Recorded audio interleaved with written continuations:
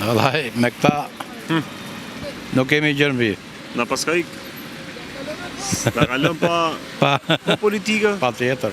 Edhe politika. Si duket situata ekonomike, politike, sociale. Vallai, zor të rregullohet kjo punë. Zor, nuk ka më shpresë. Nuk ka fare. Ju jeni pensionist? Pensionist jam. Jeni kënaqur me pensionin që merrni? Vallai, unë kam punuar në uzinë traktori, fillim mbarim.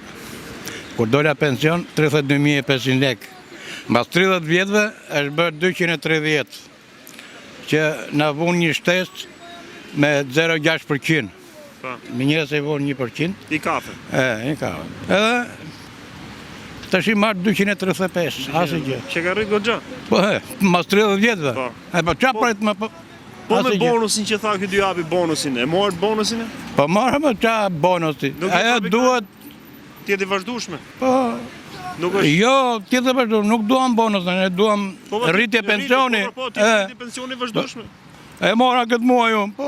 Ha, po mund tjetë, ku të bërë. Shko këtë Tiranë, bje derës prap. Bonusin prap, zotnin e rumë. Po pse bën këtë bonusin e isë?